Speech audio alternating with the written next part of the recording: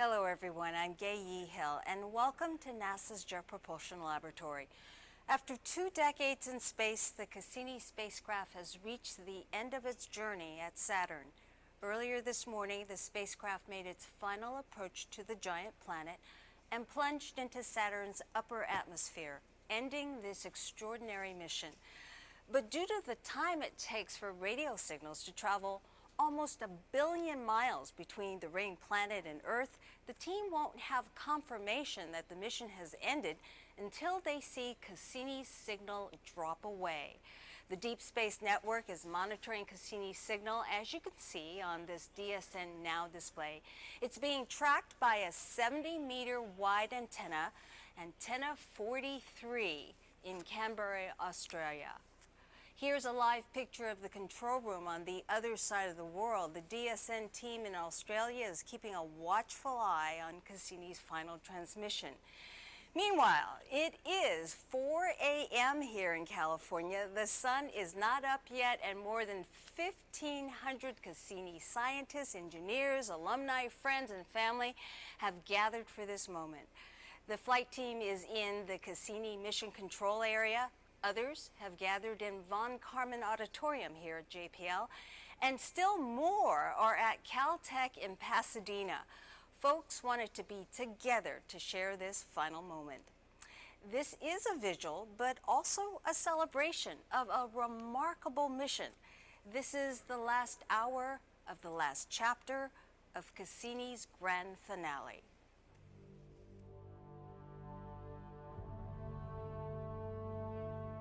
A lone explorer. On a mission to reveal the grandeur of Saturn, its rings and moons.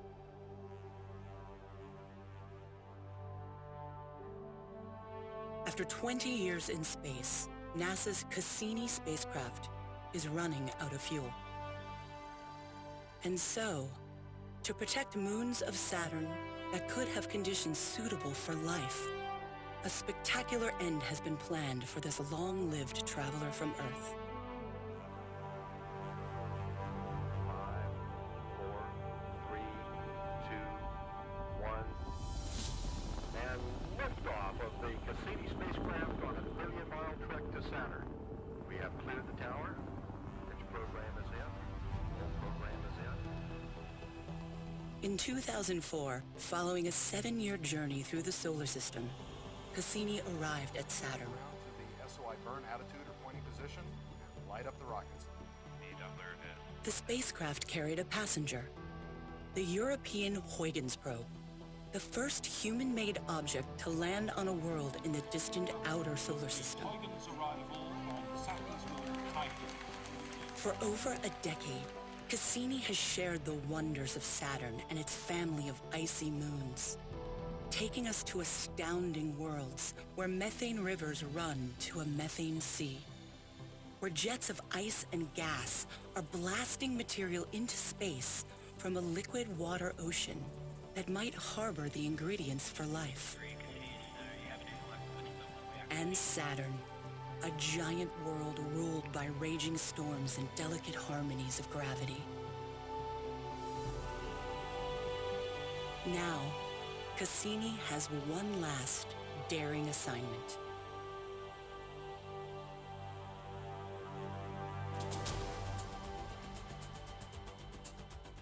Cassini's grand finale is a brand new adventure. As it repeatedly braves this unexplored region, Cassini seeks new insights about the origins of the rings and the nature of the planet's interior, closer to Saturn than ever before.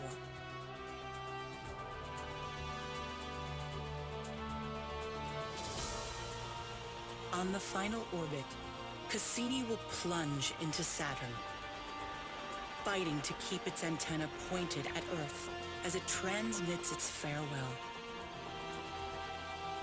In the skies of Saturn, the journey ends, as Cassini becomes part of the planet itself.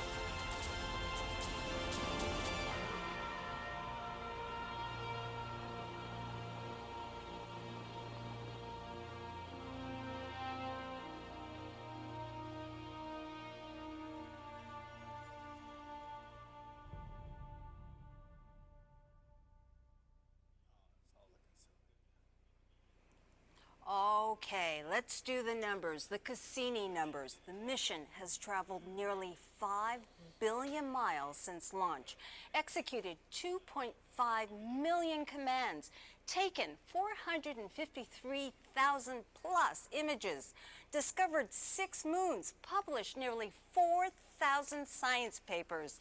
And it's not done. Cassini is sending home data right now, right to the end.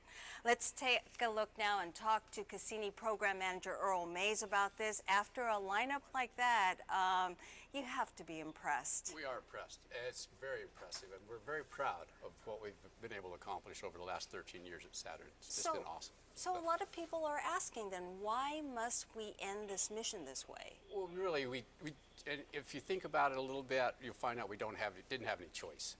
Cassini must be disposed of properly. At some point, there are international treaties that require that we can't just leave a derelict spacecraft in orbit around a planet like Saturn, which has prebiotic moons. So we've got to do something about it. We could have sent Cassini away from Saturn, but Saturn was so compelling, so exciting, and the mission that we finally came up with is so rich scientifically that we just couldn't, we had to finish up at Saturn, not someplace else. So the mission really started about 7 years ago. We've been on this path to actually end up right where we are right now in less than an hour. So let's talk about what's about to happen and kind of walk viewers through what to expect. But let's start with Monday and the kiss goodbye. Okay. Can we talk about Can that? we bring up that first graphic? Let's see what we got here. So this is the last 22 orbits of Saturn, and every one of them is going between the rings and Saturn. Absolutely unexplored territory, fantastic science every time. And what's been also happening is that out there further away is Titan, and every now and then Titan comes by, and you're going to see it come by for one last final kiss goodbye. That was it. It was very quick. You have to, don't blink. But what happened on Monday was that Titan came by and gave Cassini one last little nudge. Took away a few tens of meters per second, slowed us down just enough so that our entry into Saturn in just a few minutes now is absolutely inevitable. So Cassini's fate is just sealed. Sealed, absolutely done. There wasn't much we could have done about it before because this thing had been so wired in, but after that Titan flyby, there was absolutely nothing we can do. So step us through what has happened over this last week then, getting ready for this moment. Okay, well, because Cassini is still a science machine, really most of what we've been doing is still gathering more science. And so if you look at this graphic up here, we saw there's the Titan, the kiss goodbye on September 11th, and then we turned right back around after flying by Titan, getting a lot of Titan data. We turned around, played all that data back. It's on the monitors on some of our Jedi displays. You can see those. Played back all of the data from Titan, got good views of the north of the lakes and the clouds again. Then Cassini turned back around again for its final set of science observations. And we actually did a little bit of science and a little bit of just nostalgia. We took our last picture of Enceladus, our last picture of Titan, our last picture of the rings and planet, and we took one more look at the propellers and Peggy, the little moon we discovered out in the A-ring. So there's a little bit of science, a little bit of just kind of, last memento photos, and those all got played back beginning yesterday afternoon about 2:45. Cassini turned back for final call to Earth, played all those data back. They're also available on our real-time display. About 1 o'clock this morning, all that data was down on the ground.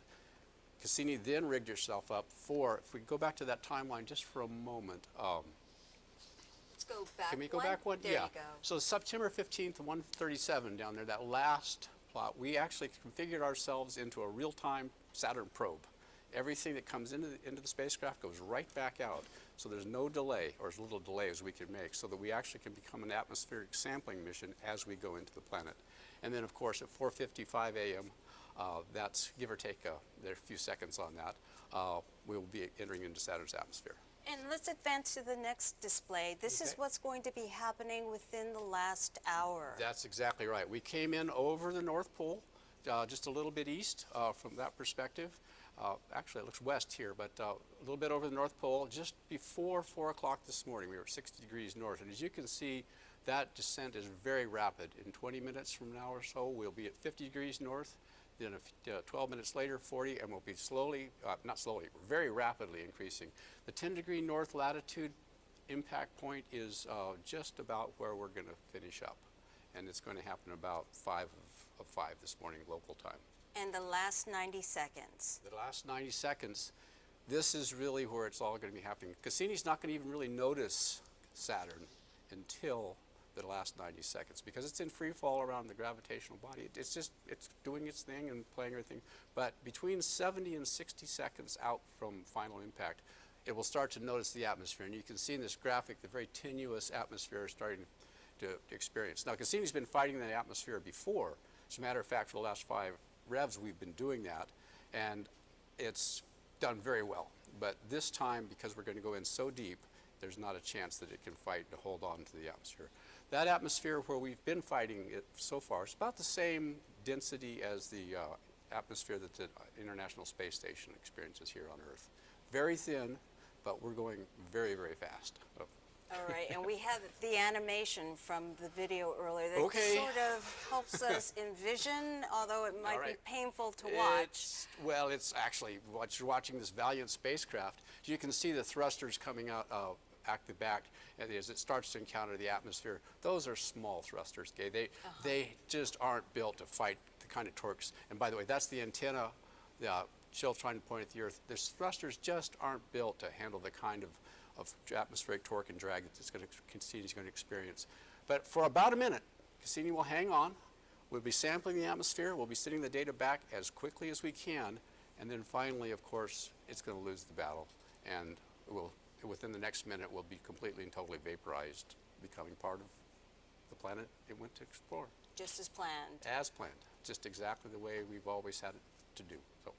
And so for the team, it is bittersweet. I mean, it is sad, but there's tremendous energy here. There is. I think we're excited because this is exactly the way we always planned this. It's sad that we're losing an incredible discovery machine. That's a loss. But what was always in the plans, and now it's working exactly the way we set it out. The images we've seen from the last few revs and the science we've had from this entire proximal orbit has just been phenomenal. So the real sense here is just, all right, we got it. We have. What a wonderful tour. All right. Thank you. Well, thanks so much for joining us. My I'll let you back in the room. I know you want to be back in there. All right. Thanks, Earl. Meanwhile, DSN 43 in Australia is the antenna locked on Cassini's signal. And let's check the update display. The expected loss of signal is 4:55 a.m. and that is about 41 minutes away from now.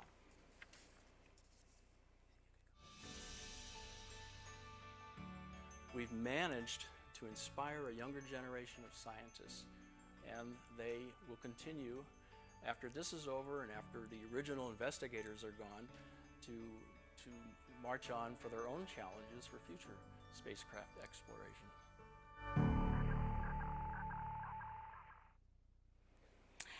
Let's look back to what inspired the mission and the day Cassini arrived at Saturn. The Cassini-Huygens mission was a joint effort of NASA, the European Space Agency, and the Italian Space Agency.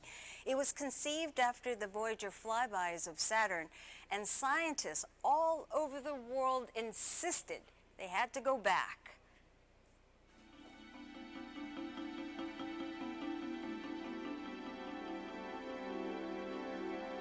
Hello, this is Arthur Clarke, joining you from my home in Colombo, Sri Lanka. Thanks to the World Wide Web, I've been following the progress of Cassini-Huygens from the time it was launched several years ago. As you know, I have more than a passing interest in Saturn, so I'm going to keep my fingers crossed with what Cassini discovers. And who knows, one day our survival on Earth may depend on what we discover out there.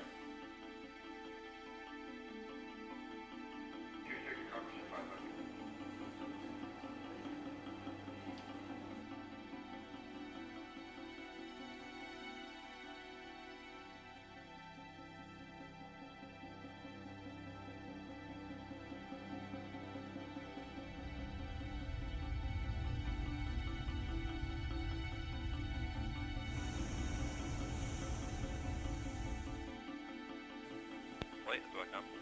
Go ahead, SOICOM. The Doppler has flattened out.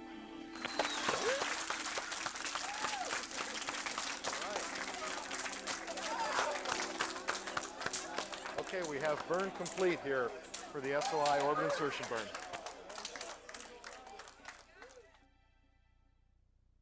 For Saturn's strong gravity pulling us in, SOI burn attitude or pointing direction, and we'll hope to acquire a signal before that turn actually completes. The completion of that turn is around 7:30 Now, the voice you local. heard We may pick up the arriving, signal from announcing that the turn from my arrival former of student, Saturn, Mike June Fink, 30th, a couple hundred 2004, miles was the above voice Earth of orbit. Cassini propulsion engineer Todd Barber. Todd served as the team's commentator, and Todd is back today, once again serving as our team commentator in the same mission control room for a much different event. How does it feel, Todd, to be here? Hi, Gay. Well, it's great to be back. It's kind of cruel to age 13 years in 2 seconds and have to watch that. But what a demonstration of the longevity of this mission. As you and I sat there in 2004, we never dreamt we'd be here in 2017 still talking about Cassini and collecting science data. So I'm just thrilled to be here, even having aged some years since SOI. Well, Todd, very quickly, we're a couple of minutes behind here. Explain to us why the team has gathered here, even though you had told me that the spacecraft met its fate probably about 3:30 Pacific time out at Saturn, but yet the team is waiting here now and holding vigil. Why is that? Well, it's that pesky Albert Einstein and his speed of light speed limit, 186,000 miles per second or 300,000 kilometers per second. So Saturn is about an hour and 23 minutes away from us right now, one-way light time. I'm a big sports nut. I tape a lot of games and DVR them, and the game is still exciting if you don't know the result and you haven't seen it. And no one's seen the Cassini last bits of science come back from Saturn yet. It's just about to cross the orbit of Jupiter. There's our graphic. And of course Jupiter's in a little different position. So any denizens of the solar system at Jupiter or Mars, they'll know Cassini's fate and last bit of data before we will on Earth. So we're holding vigil here. We also have this display, kind of like a gauges in your car. This is the speed. Notice it's 63,000 miles per hour and climbing as we descend into Saturn's gravity well. And on the right side is the distance from the cloud tops, and that's just shrinking. It's going to head down over the next 37 minutes until we reach those cloud tops and say goodbye to our beautiful spacecraft out at Saturn. And Todd, help us understand how the team will be monitoring this. Yes, we've got a few ways. There's a display from, well, here's our radio signals. So this is the carrier frequency, and what I'd like to point out here, the peak in the middle, this is like the loudness or the signal strength, and at the Cassini frequency that it's talking. We have two displays, by the way, X-band and S-band. Those are just two different radio frequencies. So if you think in your car radio of tuning to different frequencies, that's like moving along the X-axis there, the horizontal axis. And we're getting a nice, big, strong booming signal from Cassini on both those axes. But as we come into the atmosphere and turn away from Earth, our thrusters can't keep up anymore with the torques. Those will flatline, and that's when we say goodbye to Cassini. However, the key is to keep the data coming down to Earth and get those precious last few bits of science data from Saturn, our first sniff of the upper Saturn's atmosphere. And boy, we're excited for that. All right. Well, thanks, Todd. We will check back with you later. And one of the signals Todd showed you is part of a computer visualization tool we call Eyes on the Solar System. This JPL computer simulation software is based on real data from missions, and it's something you can download onto your own computer and use to follow along this morning. Just go to eyes.nasa.gov, download the app, and click on Cassini's tour. Here are two family photos we'd like to share. The top one was taken on June 21st, 2017. It's the Cassini team and alumni, and they filled the staircase on the mall here. Most of them are engineers. On the bottom photo was, and this one was just taken just a few days ago, it's the science team, and they were at Caltech. The team includes scientists from all over the world. Over the years, thousands of people have worked on this mission. In fact, there are so many members of the Cassini family, we couldn't fit all of them here at JPL. It's why there's a big crowd at Beckman Auditorium at Caltech in Pasadena, and that is where Cassini science team member Morgan Cable is right now. Morgan, what is it like out there? Hi, Gay. Well, here at Caltech, you can hear behind me, right? This is a historic moment, and I think the mood reflects that. But it's also like a family reunion. So we're here with our other fellow Cassini family members. We're seeing people we haven't seen in a long time for some cases, and it's just been wonderful to share these memories, to revel in the excitement. This is a celebration of an amazing mission and an incredible legacy. Morgan, you're one of the scientists. Back to you at JPL. You're one of the scientists out there. I mean, for you, you're probably being very reflective. What was one of the highlights for you of this mission? For me personally, the discoveries at Enceladus have really revolutionized our view of where we might find life, or at least the conditions suitable for life in not only our solar system, but the universe. We've learned now that there are places where liquid water and the other ingredients for life as we know it to exist, chemistry and energy, exist in places like Enceladus. And that's thanks to the Cassini mission, which flew through the plume of Enceladus multiple times. This means that life may not only exist in the habitable zone around other stars, but now we can start to look for places like Enceladus or Europa elsewhere in the universe and extend our search to try to find that amazing discovery of life somewhere else. All right. Well, we will be checking back with you, Morgan, later on the show. Thanks for that report. It is about 23 minutes past the hour. You're watching live coverage marking the final moments of Cassini on NASA TV. The Deep Space Network is awaiting the loss of signal from the spacecraft from DSN Antenna 43 in Australia.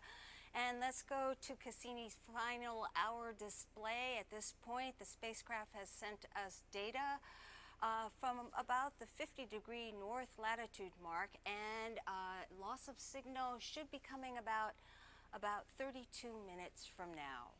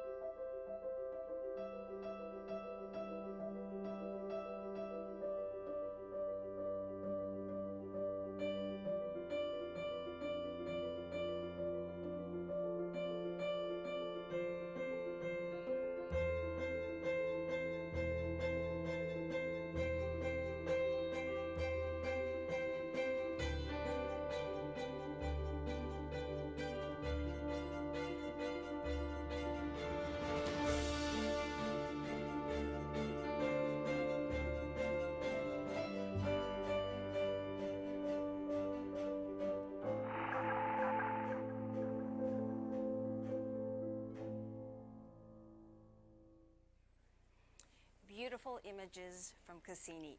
The Cassini-Huygens mission made so many historic discoveries. Think about it. The Huygens probe sent back details of an alien world on Titan, a world that appears to be very similar to Earth. It found jets spraying water, ice, and organics from the south pole of Enceladus, revealing an interior ocean where there could be life.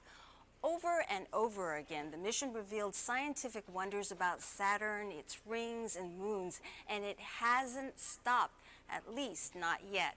With me now is Cassini project scientist Linda Spilker. This mission was determined to send down science right down to the very end. That's right, Gay, till the very last second. So Earl told us just a little while ago that overnight the spacecraft sent back the last picture show, it's been called. Can you describe what those are? Okay, well, let's go to the very first image, image A, as part of the last picture show. The first thing we did is we made a color mosaic, and these are just a couple of pictures from that mosaic. We'll stitch those together and have a beautiful image of Saturn plus the rings for the last time. If we go to image C, that's a movie of Enceladus actually setting behind the limb of Saturn. And explain to me how the team decided to come up with this imagery and this selection. Well, there's a lot of science in these images, so we wanted to do science. Oh, there's Enceladus setting behind the limb of Saturn, so we're saying goodbye to Enceladus and taking a last look at that particular world. And so we wanted to sort of do a survey, look at each of these key targets, collect picture postcards for our Cassini scrapbook. So these will be the last pictures that we'll put in our scrapbook. If we look at image D, that's a true color image of Titan. Okay. And you can see the lakes up in the north. Image F shows this in false color. There's a UV filter as part of image F, and the lakes really pop out. And you can also see that bluish haze at the edge of Titan. You know, Titan has this thick nitrogen atmosphere. We also took some pictures of the rings, Gay. If we go to image G, we're looking for propellers in this particular image, and you can just see a hint of it above that dark gap. If we go to image H, that's a blow up, and see that little two-armed propeller. It's that little bright feature just above the dark gap. There's a collection of ring particles that are large enough they're trying to open their own gap, and they create what looks like an airplane propeller. And they have fun names of aviators. If we go to image I, that was part of the sequence, we're looking at the tiny moon Daphnis. That's the Keeler gap. And you can see those crinkly edges along the gap. That's created by Daphnis awake as it goes through that system. And you can see the beautiful density waves, the interaction between the rings and the satellites, also as those bright features in our last look at the propellers. And finally, image J. This is an image looking at Saturn in a place where Cassini will be entering. So one of our last views, our very last pictures of Saturn. And you can think of Cassini as basically running a marathon. For 13 years, we've been running a marathon of scientific discovery, and we're on the last lap. And so we're here today to cheer as Cassini finishes that race.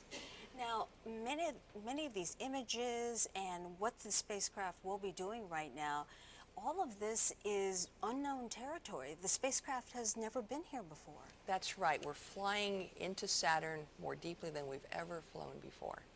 We have 8 of our scientific instruments on. The key instrument is the ion and neutral mass spectrometer.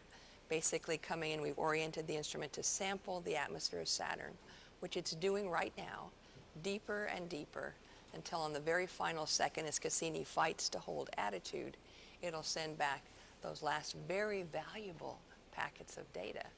And who knows how many PhD theses might be in just those final seconds of data. Right.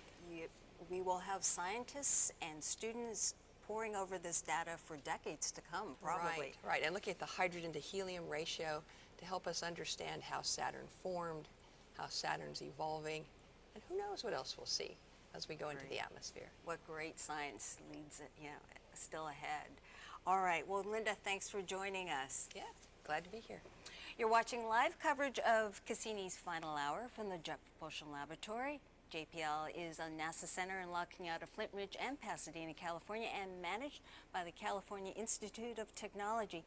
Let's check out our display. We are now about just a little under 26 minutes from the end of mission.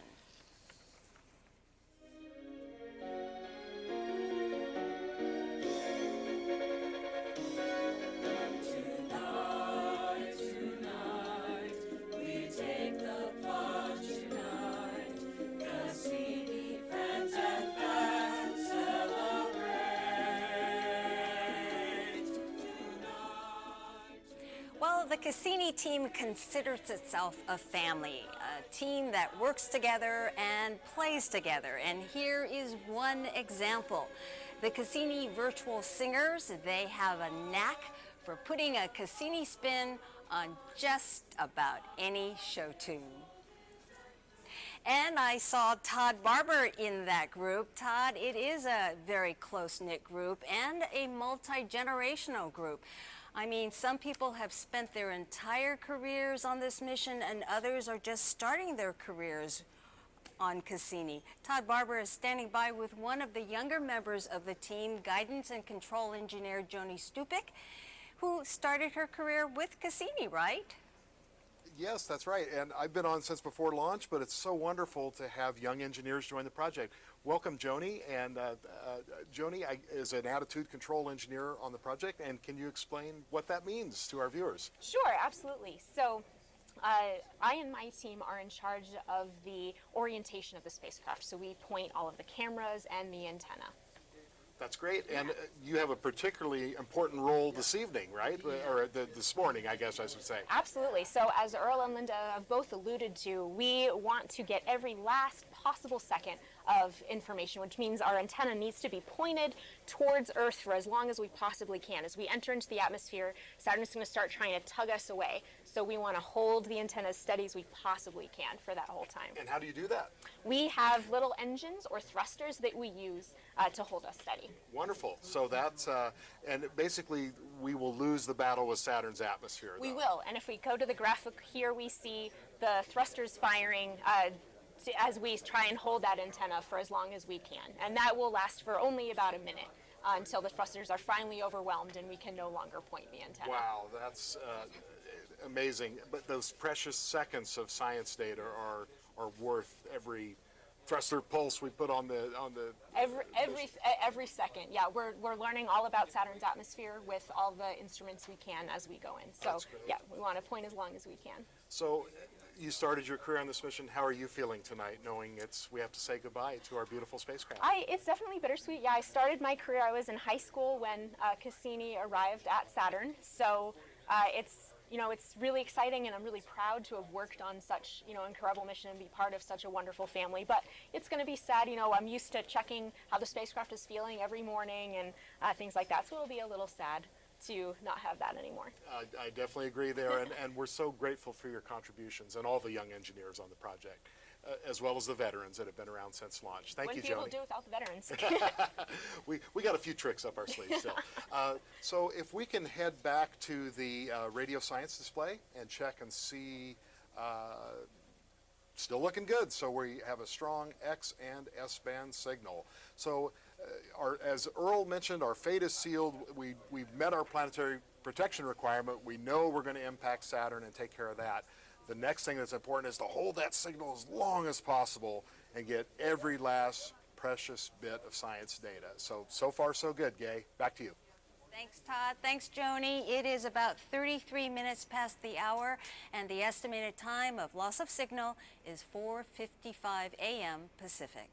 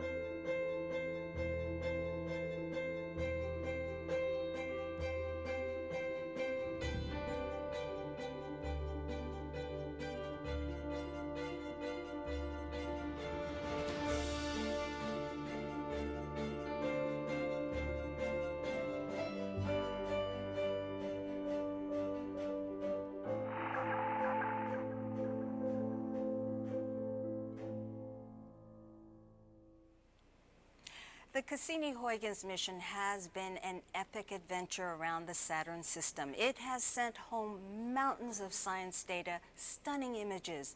The spacecraft performed beautifully. The mission fulfilled its goals and then some. Members say they couldn't have asked for anything more.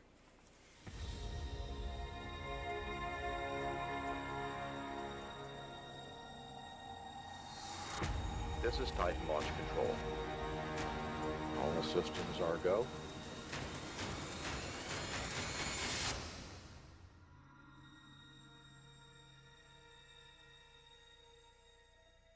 I've worked on the Cassini project for almost 30 years, and that's an entire Saturn orbit. The beauty of Cassini is the design. It's the largest outer planetary spacecraft ever built. 12 different instruments. The Huygens probe, built by the European Space Agency. It's just a monumental machine. 2, 1, and liftoff of the Cassini spacecraft on a billion-mile trek to Saturn.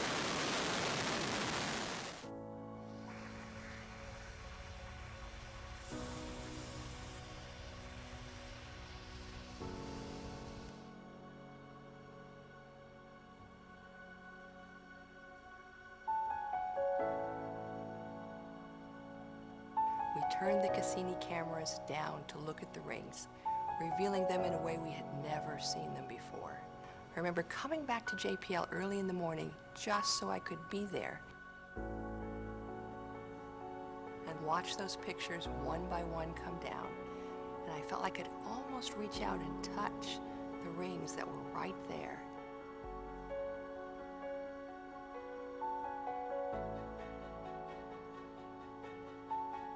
We had been collaborating with the Europeans ever since launch to make sure that we had everything right for Huygens. The Huygens probe was dropped onto Titan. These are images from 1 billion miles away on the surface of Titan. They're boulders, they're pebbles. We're in a dry lake bed. And I still get goosebumps just talking about it. Looking back at what we were planning to do in those first 4 years, we've gone so far beyond that. We remapped our investigations to concentrate on the questions that Cassini raised. 2 of our instruments actually sampled the plume of Enceladus as we flew through, tasting the gas, measuring the particles in a way that we hadn't planned. Cassini has changed the paradigm of where we might look for life. That will be one of her legacies. 13 years of exploring Saturn. It really is just an awesome mission.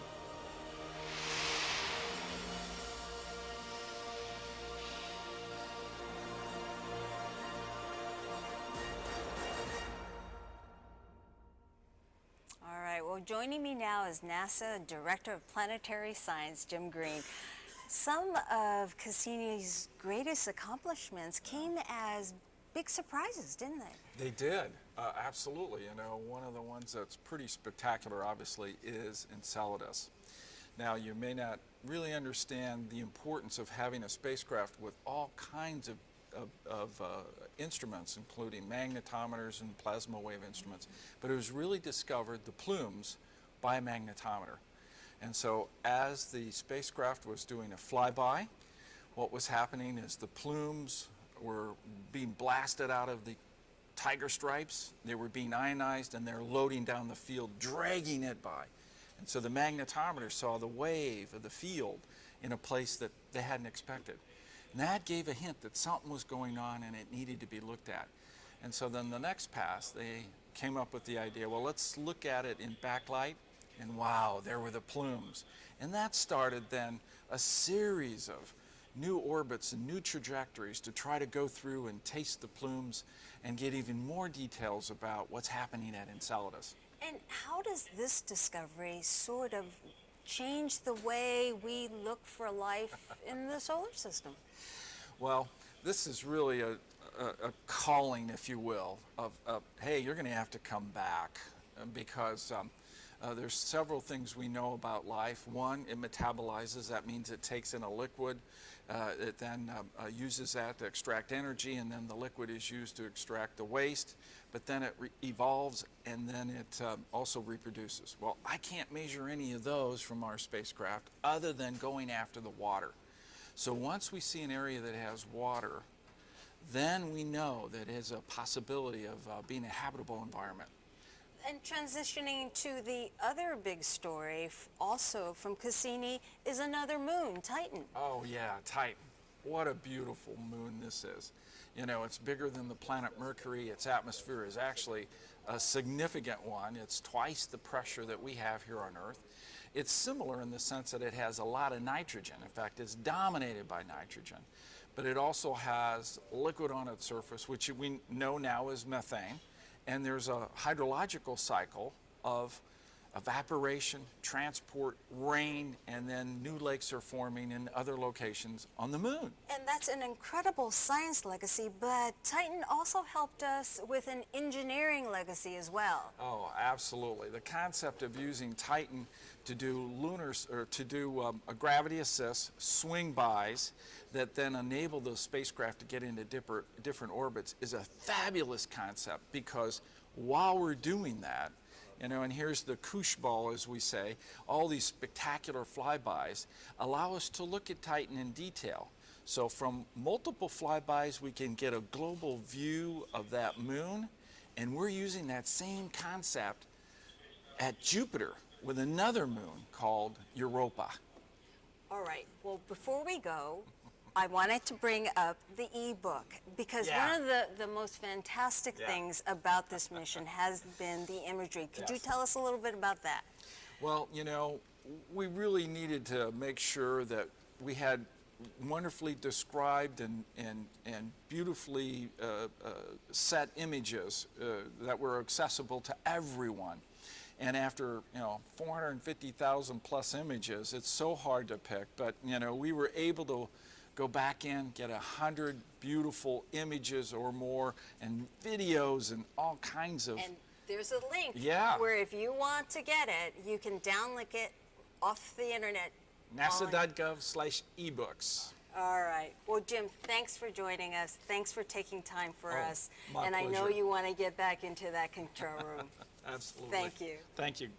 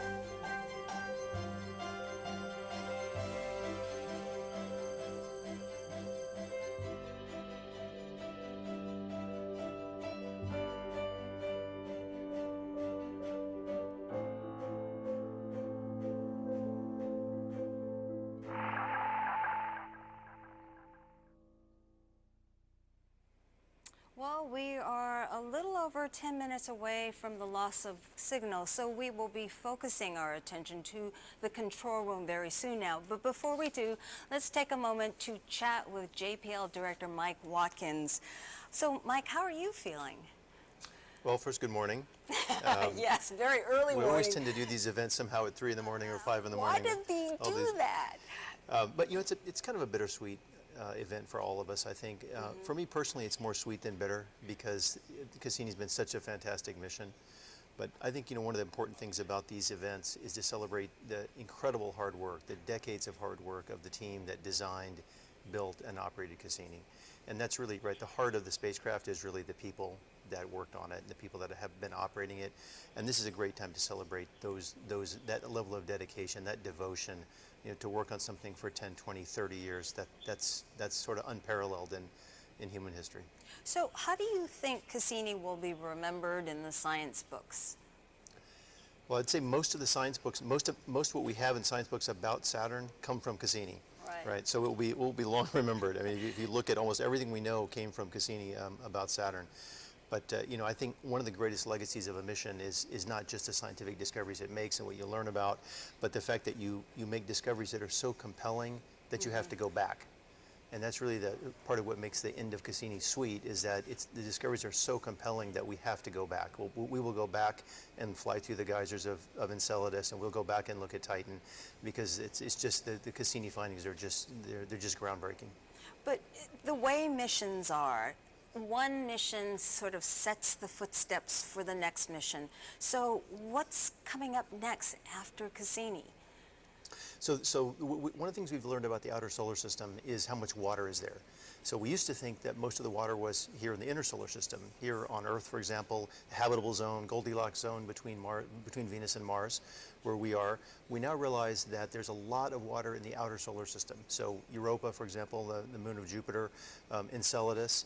And I think what you see compelling about the outer planets is to go back and look at those ocean worlds in great detail.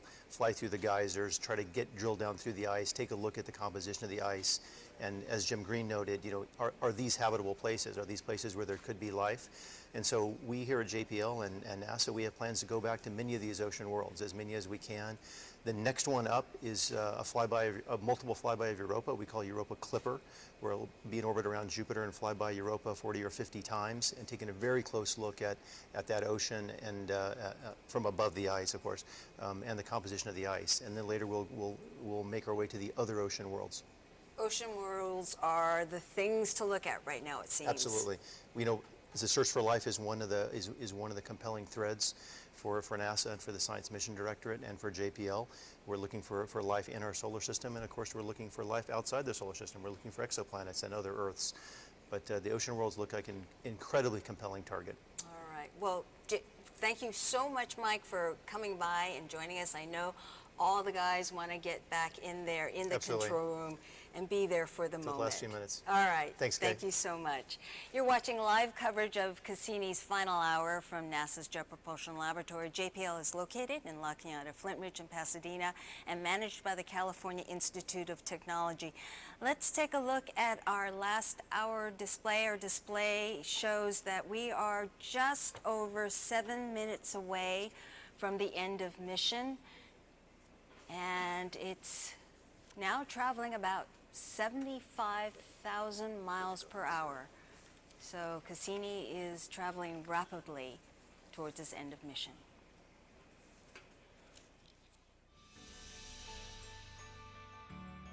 For all the beauty and the exotic features that we found, those are places that startle and amaze, but not a place where you can live.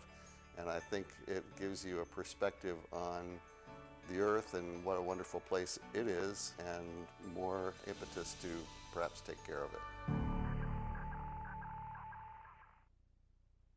We are getting close to time, and at the time where we should lose that signal. Folks are watching the radio science display right now, so let's go to Todd and Joni in Mission Control. Hi, Gay. Well, 6 minutes to go till we're 6 feet under, so it's going to be hard to say goodbye here. Radio display still looks great, as we just saw on screen.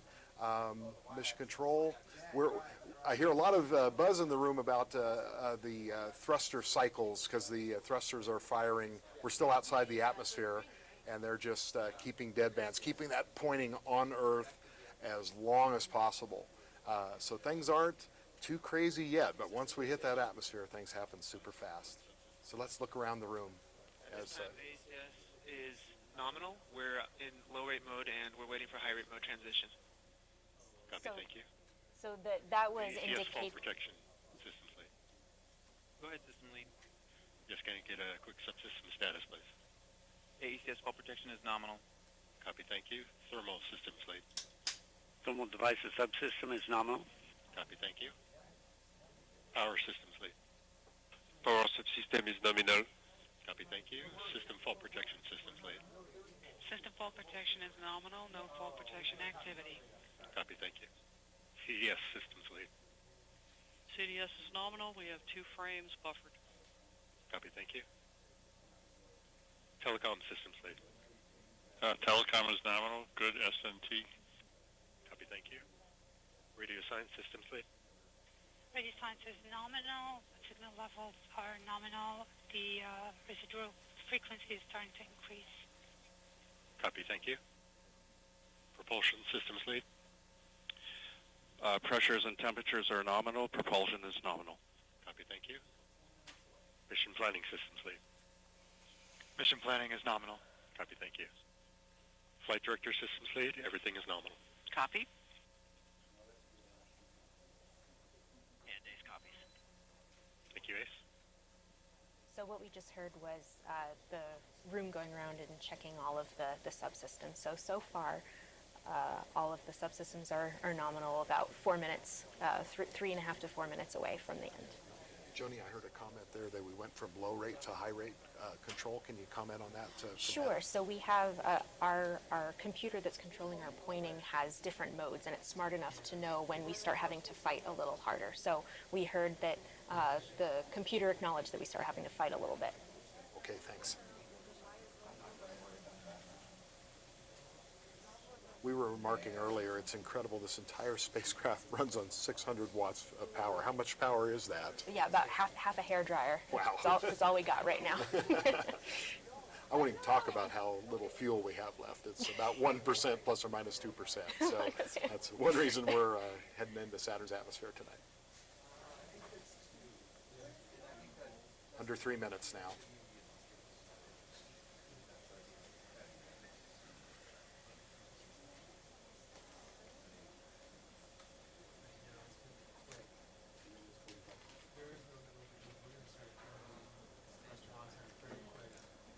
We should definitely emphasize we don't know exactly when we'll lose signal. It depends on the Saturn atmosphere and how well the thrusters fight.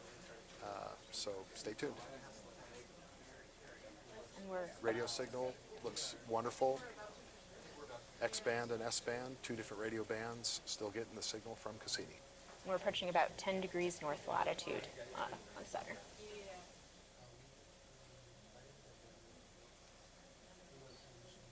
.3,000 miles from the cloud tops. I remember seeing we were going to hit the atmosphere about 77,000 miles an hour. I see we're close, so.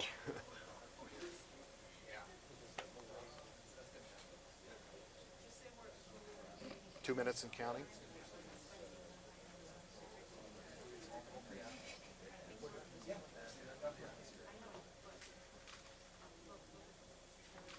Oh, we're starting to exit the... Systems, this is ACS-1.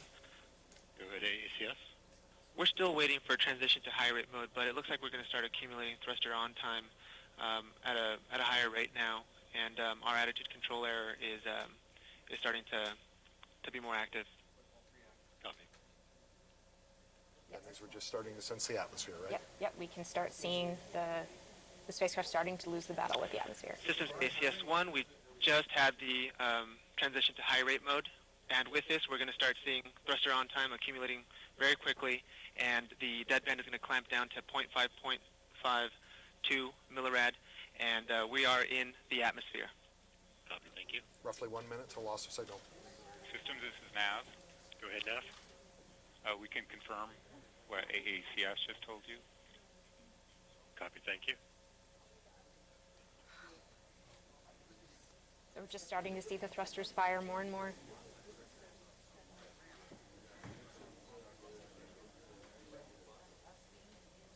Yeah, everyone can. Radio signal still holding. 30 seconds. Systems lead, mission planning. Go ahead, mission planning. Spacecraft has just crossed 10 degrees north latitude, altitude 1,000 miles. Copy, thank you. Systems, ACS-1. Go ahead. With the additional thruster on time, we're going to also see the deadband start riding. Copy.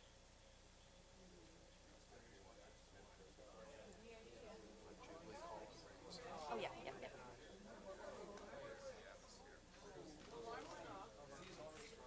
We've crossed our 0 time.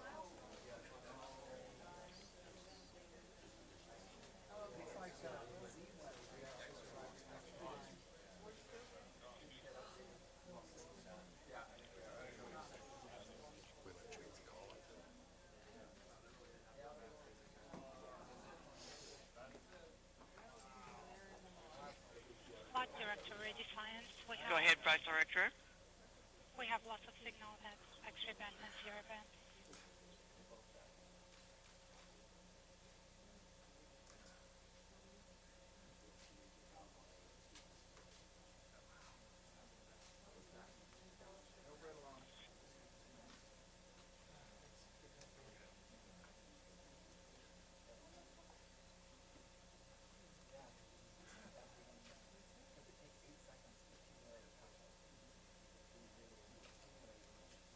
Project Manager, Flight Director. Go ahead. Okay, we call loss of signal, loss of X-band at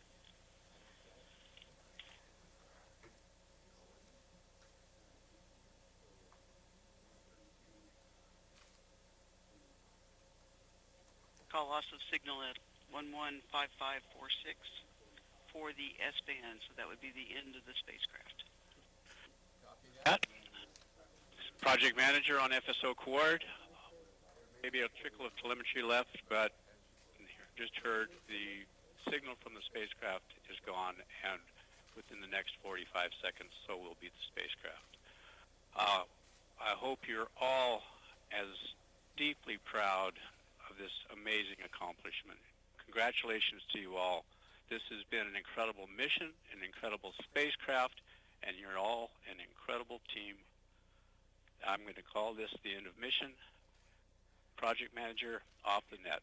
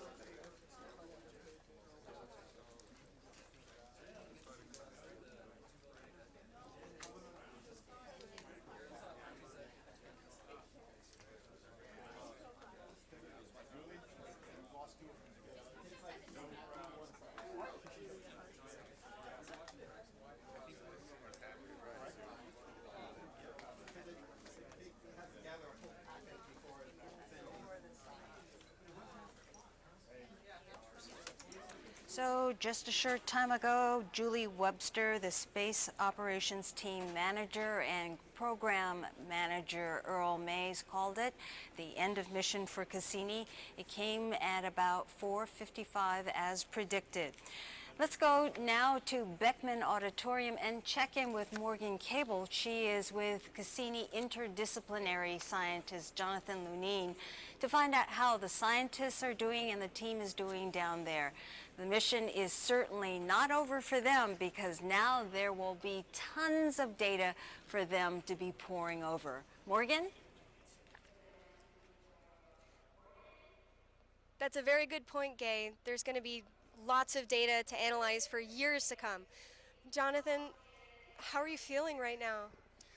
I'm actually breathing again, and I feel sad, but we felt sad the whole week. We knew this was going to happen, and Cassini performed exactly as she was supposed to, and I'll bet there's some terrific data on the ground now about Saturn's atmosphere. I'll bet you're right. What was your favorite memory of Cassini? Well, or share a story, just anything that comes to mind. My two favorite moments were both having to do with Titan. One was seeing the seas of Titan for the first time from the radar on Cassini, and the other was seeing the surface of Titan from the Huygens probe, sitting with 30 other people in a trailer in the middle of Germany in the middle of winter. It was cold and dark, and there were the first pictures of gullies on the surface of an alien world. That had to just blow your minds. It did. I was screaming. So was everyone else. Well, I think the mood's been a little bit more somber now, but there was applause right near the end. I think this is a celebration of Cassini's life and Cassini's legacy, and we should talk a little bit about the future. What do you see next for the Saturn system? Well, what I would like to see next for the Saturn system is that we go back there. And there's so many things that Cassini has given us in terms of a legacy to explore. Enceladus and the possibility of life, Titan and its amazing atmosphere and lakes and seas and hydrologic cycle, Saturn and the rings and the mysteries of what lies beneath the clouds. There's an awful lot that Cassini has said to us we must go back and explore. Yeah, there's a lot left to do in the Saturn system and elsewhere in the solar system as well. Yeah. Well, this has been an international mission and an intergenerational mission, right? It's been such a joy for someone like me to be able to be mentored by veterans like you. In terms of following on Cassini's legacy and mentoring the next generation, what do you see in terms of next missions coming up, being able to bring in the next generation of scientists and engineers? First of all, I'm very, very confident and optimistic about the next generation because I can see that the experts are here already. So we will be well served in the future. Of course, NASA is going back to Europa with the Europa Clipper, which is very exciting, and the Europeans are doing JUICE to the other Galilean moons, and there are a number of concepts out there for going back to Enceladus and Titan and to Saturn. We don't know if any of those are going to happen in the next few years, but we'll see. There are lots of ideas. The important point is that Cassini has got to be a jumping off point to even more exciting exploratory missions. We can't let it stop at this point. We have to keep going on. We will in the Jupiter system. We need to go back to Saturn. We need to go to Uranus and Neptune. We need to do the whole outer solar system. We need to. The outer planets, I think one of the amazing things that Cassini has shown us is that it's not a boring, cold place. It's dynamic. It's so incredibly varied. Just the differences in the moons of Saturn alone. It inspires us to want to go back and to learn more. Yeah, you know, 40 years ago, Voyager 1 was launched. And it was Voyager 1 and 2 that broke open the outer solar system for us, told us that this was not a cold, dead, gray place. And then Galileo and Cassini followed on and showed us what really amazing things are going on in those systems, and that there might in fact be places for life to exist in Europa and Enceladus and Titan. And I have a poem I want to read to you as well at some point. Is this a good time? I think it's a great time. Okay. You know, a lot has been said about Cassini already and the end of the mission, but I think that the best I can do to leave this celebration of Cassini's End is to read a bit of a poem by Swinburne, On the Verge, which was a nautical poem about death and dying, death sailing on the sea as a metaphor for death. And so I'm going to read the last few lines of it, and I've changed one of the words. It'll be obvious. Ah, but here Cassini's heart leaps, yearning toward the gloom with venturous glee. Though her pilot eye behold nor bay nor harbor, rock nor shoal, from the shore that hath no shore, beyond it set in all the sea. That's beautiful. You had to do that, didn't you? I did. Sorry, Morgan. Thank you, Jonathan, for everything.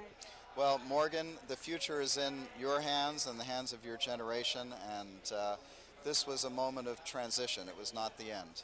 And so let's go forth and explore the solar system together. All right.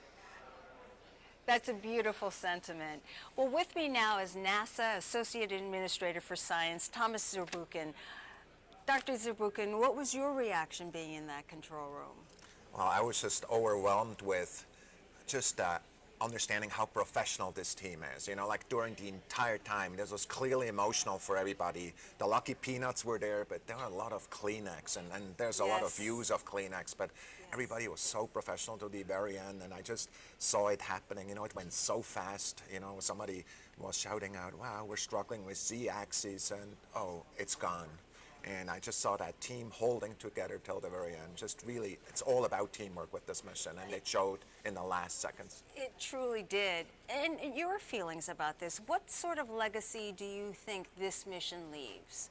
You know, I really do think it rewrote not only what we know about the outer solar system, but how we think as humans about ourselves. You know, these worlds that it found, we never knew were there, are changing how we think about life itself. And so for me, that's why it's truly a civilization scale mission, one that will stand out among other missions anywhere.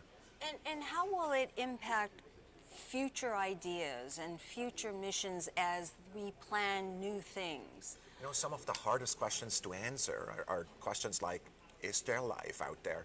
And this mission really has redefined that. It will affect how we think about that question. So of course, we're tackling that at NASA with a multitude of missions, looking at Mars, trying to bring samples back, but also looking at Europa, looking at these outer ocean worlds and finding these worlds all over the universe, all over our galaxy. Every, you know, there's thousands of these exoplanets, and, you know, Saturn-like, Jupiter-like kind of exoplanets that we're discovering, and we're thinking about that in a totally new way.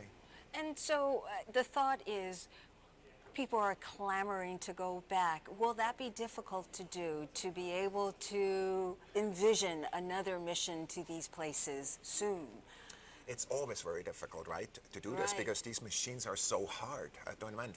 To go back and, for example, take the next step on Enceladus, we want to really think what that will take. Now, there's great ideas already out there, and perhaps some of these ideas will come to fruition relatively early. I don't know, but you know, we will really start thinking about this and start talking about it in the science community overall. I mean, we encourage them to really start, you know, making plans so we can create a consensus as to what direction we want to go at. Yes, we want to really go back. This is such a wonderful system. We don't want to leave it alone. Right, and such a beautiful one, and it's affected so many people.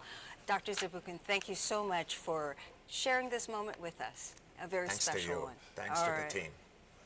Well, the Cassini-Huygens team was a multi-international team, and in just a few moments from now, we will be speaking to members of ESA and OSSI about their feelings about this mission.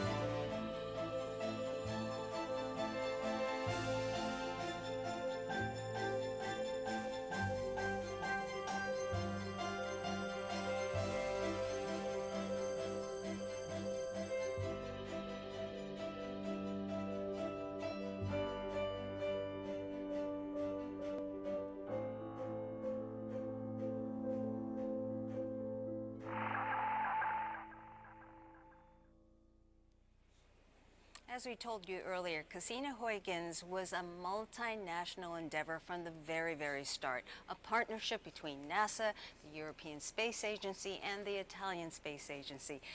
This is an equally proud moment for ESA and OSSI, and the ESA Director of Science, Alvaro Jimenez, joins us, and the President of OSSI, Roberto Battiston, are here to share this historic moment. Thank you so much for coming.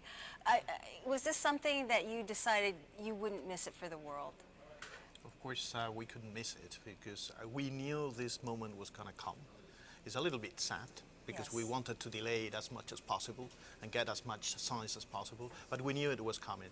And that sense is sad, but it's also very nice to see that we have opened the possibility for the future science also, and for the scientists to work on the data that Cassini has collected, but also as an example, and I think we have to build on this cooperation between the US and Europe in ambitious missions like this.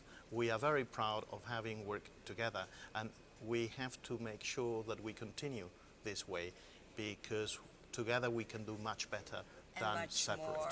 And Roberto, your feelings, I mean, to be a part of this. I mean, it is a very historical moment, and being part of that is really something very emotionally intense. I was not there 20 years ago when this started, but I know the story of all my friends and colleagues, and Cassini demonstrated that we can do that. We can create the conditions for the international collaboration, a mission which can operate for 20 years, which can learn a tremendous amount of things for the future, is one step, a gigantic step toward the future, and I really wish and hope this is not the last one, but it's only the first one of a series. Were you surprised at how long this mission has lasted and the amount of information and science that it has brought back? Not so much about the length. I think we all dreamt about it, but the discoveries and what we have found in the Cassini system, in the Saturn system, are simply amazing. We were surprised by that. And ESA's role with Huygens and working on Titan, I mean, what was the high points for you? Well, for me, Huygens was getting to Titan. We landed there in 2005, but the whole purpose was to understand the atmosphere of Titan, to analyze the atmosphere, which is a probiotic atmosphere full of nitrogen and methane and these kind of elements, which is what we thought that these bodies outside in the outer part of the solar system were before life could appear. And we wanted to analyze that. But then we found that we could even land. When the mission was designed, we thought we didn't know how the surface was. That's we didn't know if it was going to sink or land or whatever. And it was alive for some time when it landed. It was alive, and that was amazing because also we could see, first, this was the furthest away landing ever of a human-made probe, but also we found a landscape totally unexpected of Titan, something similar to Earth actually, with lakes and rivers and mountains, and very appealing, but with a totally different chemical composition, a totally different world, and with the cycles of methane rather than water. But it is so interesting, it's so but looking at it, it does look very, very familiar. Yes. And Roberto, let's talk about OSSI's role and the high-gain antenna. So often the project relied on the high-gain antenna as protection for the rest of the spacecraft. Was that something that was planned and you thought this is a way to use the antenna? This antenna is amazing. It's probably the most sophisticated antenna ever built for a space mission, receiving and transmitting on 4 different bands at the same time, operating for 20 years, almost continuously. So that was the core of it. But indeed, you are right. It was designed to be as a passive thermal protection system. Going to Venus, this was shielding the satellite from the intense solar radiation. And getting into the Saturn environment, it was shielding again the micrometeorite, basically measuring by the vibration on the antenna itself the amount of micrometeorite which was hitting and to use that as a protection when entering in certain location, like the space in between the annulus and the Saturn planet, which was unknown, totally unknown. And I think this is amazing, such a sophisticated instrument to be used as a thermal shield or as a micrometeorite shield, indeed. And Cassini was such a well-made machine and served so well. I think in its entire flight, it had only safed, I think, 3 times, and that was all. But could not have done it without both Ossie and Isa, and we are so pleased that you are here and joining us. And these are the kind of stories about space mission which should be told, because the fact that it was smooth and perfectly designed without trouble is a tremendous giant bonus and should be known. Right.